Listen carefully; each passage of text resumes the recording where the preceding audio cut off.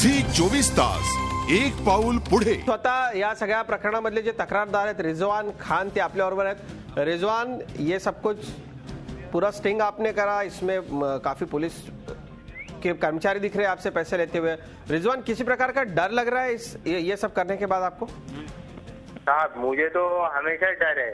हमने कंप्लेन किया है, लोकायुक्त को भी कंप्लेन किया है, उसमें भी मैंने लिखा है मुझे प्रोटेक्शन दिया जाए.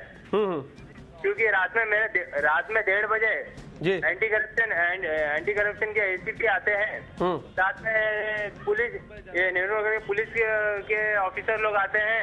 घर में टॉर्च ये जो गली में है एरिया में दहशत पैदा करने की कोशिश करते हैं, टॉर्च मारते हैं. तो इससे आदमी तो डरेगा ही नहीं सर.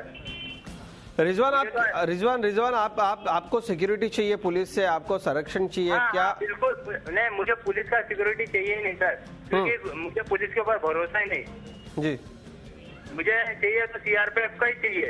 मैंने अपने जो लेटर मैंने कंप्लेन किया, लोकायुक्त को जो कंप्लेन किया है, उसमें मैंने साफ लिखा है मुझे पुलिस से कोई भी आके मुझे गोली मार के जा सकता है. ये तो मिली भगत है इनकी.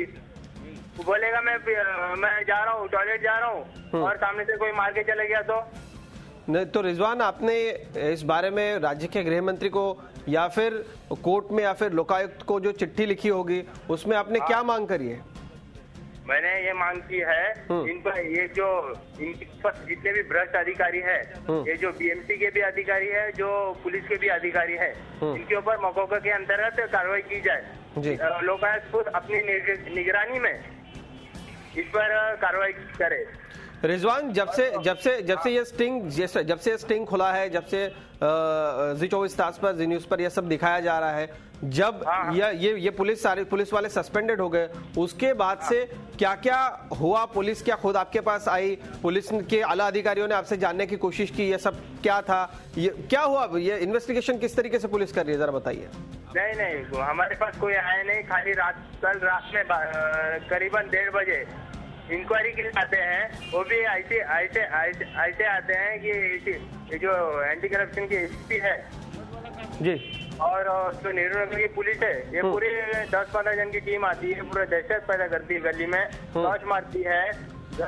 रिजवान, ये तो सब कुछ आपने बताया ही, पर अब मुंबई पुलिस के कमिश्नर जो है सत्यपाल सिंह, उनका ये बयान आया है अभी कुछ देर पहले कि आपने पुलिस वालों को बुला कर पैसे दिए. पुलिस वाले पैसे ले नहीं रहे थे, आपने जबरदस्ती पैसे दिए. नहीं सर, मैंने आपको भी फुटेज दिया है, देख लीजिए आप. मैंने बुलाया कि उन्होंने सामने से मांगा है जी, उन्होंने सामने से मांगा है, मेरी जगह पे आके मांगा है, और उन्होंने ही डिमांड की है. मैंने तो कुछ देने की बात तक नहीं की.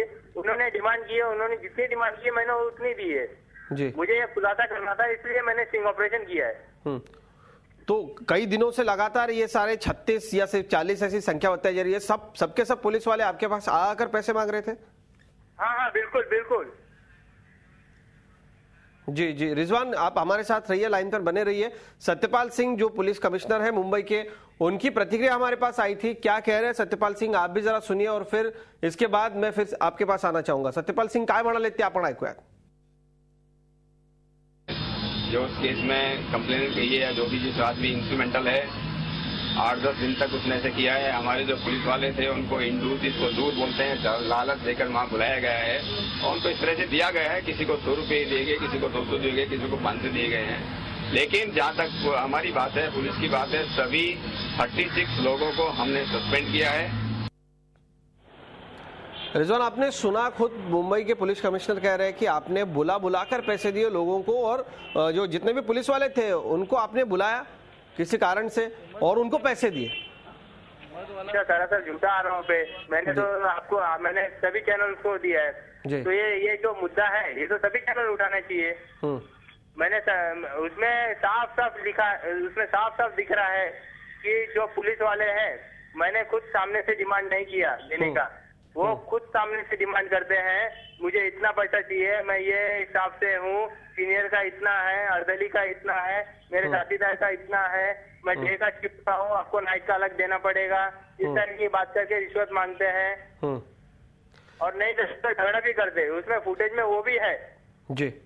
रिजवान, ये सब कुछ देखने के बाद क्या मुंबई पुलिस पर आम आदमी भरोसा करे, आम मुंबईकर भरोसा करे? नहीं, क्या मेरा तो साहब, मैं एक बात बोलूं क्या, मेरा तो भरोसा ही उठ गया है। मेरा पुलिस से भी भरोसा उठ गया है, एसएसएन से भी भरोसा उठ गया है। मैं तो चाहता हूँ इसमें एसआईटी बने। रिजवान, ये सारी जो आपकी मांगे हम बिल्कुल सरकार के सामने रखेंगे। सारी मुंबईकर, सारा महाराष्ट्र फिलहाल आपको सुन रहा है। ये सब कुछ आपने किया, इसके पीछे क्या था, कैसे आपको हिम्मत मिली, और क्या आप चाहते थे कि ये सारे पुलिस वाले सस्पेंड हो, या फिर किसी पे दबाव बनाने के लिए, या फिर ये सब बंद हो, ये सब लोगों के सामने है, इसके लिए आपने किया? ये क्यों किया? नहीं सर, मुझे समाज को दिखाना था किस तरह से ये अवैध निर्माण में पुलिस भी शामिल है, बीएमसी भी शामिल है। ये बीएमसी के जो गुंडे होते हैं, जो दलाल होते हैं, वो उनके ये तीनों की मित्रता से होते हैं। तो इसका मुझे खुलासा करना था।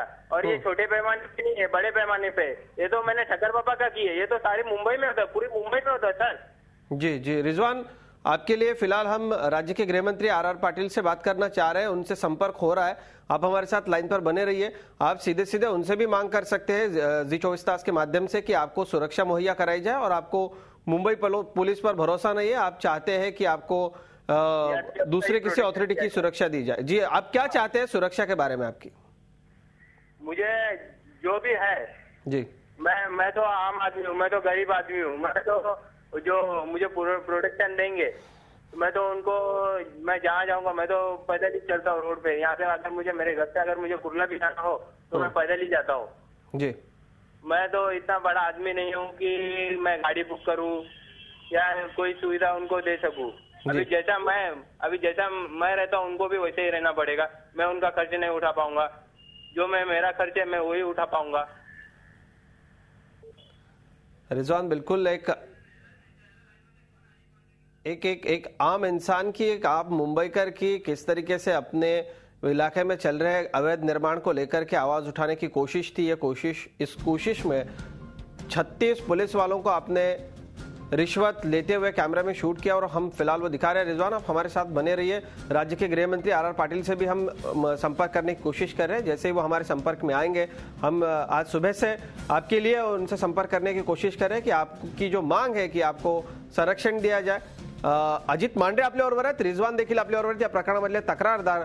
अजित, आपण या तक्रारदाराला ऐकतो आहे, मुंबईचे पोलीस आयुक्त एकीकडे म्हणतायत की या सगळ्या प्रकरणात या तक्रारदारानं पोलिसांना बोलावून लाच दिली, पण तक्रारदाराचा दावा आता अजब आहे आणि तो म्हणतोय मुंबई पोलिसांवरती आता मला भरोसा नाही, मला दुसऱ्या कुठल्या ऑथॉरिटीची सुरक्षा देण्यात यावी। अजित, हे खरोखर धक्कादायक आहे?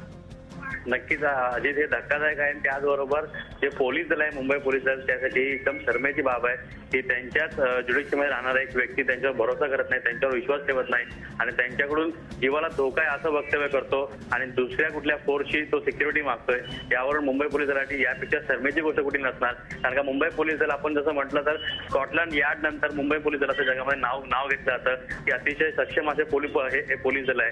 आणि त्या दलामध्ये अशा पद्धतीने एका व्यक्तीला हॅरेसमेंट करणं, त्याच्याकडून लाच घेणं आणि नंतर त्याला जसं त्यात जो तक्रारदार आहे त्याने म्हटलेलं आहे की रात्री 1:30 वाजता पोलिसांनी येऊन तिकडे मोठ्या प्रमाणात पोलीस आले, सगळ्यांनी चौकशी केली, सगळ्यांनी त्यांनी विचारलं रात्री 1:30 वाजता कुठल्या पद्धतीने पोलीस तिकडे आले आणि त्यांनी अशा पद्धतीने चौकशी केली। त्यामुळे संपूर्ण जो भाग आहे तो पूर्ण निर्णयनगरचा, ज्या ठिकाणी हा रिजवान राहतो, त्या संपूर्ण लोकांमध्ये एक दहशत निर्माण करणं की पोलिसांच्या विरोधात तुम्ही जे कृत्य केलेले आहेत त्याचे परिणाम तुम्हाला भोगावे लागतील भविष्यामध्ये, आणि त्याच पद्धतीने चौकशी सुरू आहे। आणि जो रिजवान आहे, जे तक्रारदार आहेत, ते पूर्णपणे या संपूर्ण प्रकरणात घाबरलेले आहेत। त्यांचं म्हणणं असं आहे की जसं आपण ऐकलेलं आहे की एक स्पेशल इन्व्हेस्टिगेशन टीम, एक स्पेशल समिती या संपूर्ण प्रकरणावर बसवली जावी आणि निपक्षपातीपणे त्याची चौकशी केली जावी आणि जे दोषी आहेत त्यांना शिक्षा व्हावी, असंच एकंदरीत संपूर्ण घटनेहून कळतं। निश्चित अजित, तक्रारदार जे आहेत रिजवान, ते देखील आपल्याबरोबर फोन लाईन वरतून आपल्याबरोबर आहे, आता संपर्कात आहेत। आणि अजित, एक सगळ्यात धक्कादायक गोष्ट म्हणजे मुंबई पोलीस निश्चित कार्यक्षम आहेत, अगदी मोठमोठ्या व्हीव्हीआयपींच्या सुरक्षेसाठी ते कायम कार्यरत असतात, अनेक प्रकरणांचा यशस्वी तपास करतात।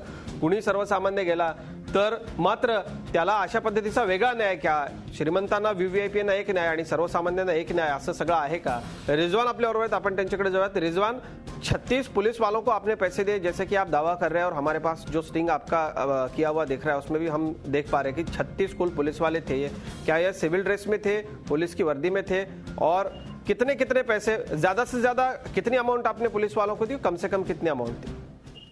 अभी कम से कम तो मैं नहीं बता सकता, लेकिन ज्यादा से ज्यादा सीनियर पीआई को 5,000 रुपया गया है। सीनियर पीआई का एक आदमी था, उनका कांस्टेबल से लेके जो एएसआई रैंक तक है। हेलो जी जी रिजवान आप बोलिए। हाँ, जो कांस्टेबल से लेके एएसआई रैंक तक है, उन ऑफिसर तक को रिश्वत दी गई है। और वो खाली उन्हीं के लिए नहीं ली गई, उन्होंने अपने लिए नहीं ली, अपने लिए, अपने साझेदार के लिए, अपने सीनियर के लिए। इस तरह से कुल मिलाकर जो एक्शन होना चाहिए, ये जो सस्पेंड किया है 36 जन को, ये तो सरासर गलत है। ये जो मैंने जो ऑफिसर जो रिश्वत ली है 36 जनों ने, ये 35 जनों ने, उन्होंने तो करीबन 110-120 अफसरों के लिए, तो उन पर क्यों नहीं, खाली 36 जनों को क्यों? नाम तो उनका भी है उसमें, फुटेज में नाम तो उनका भी है।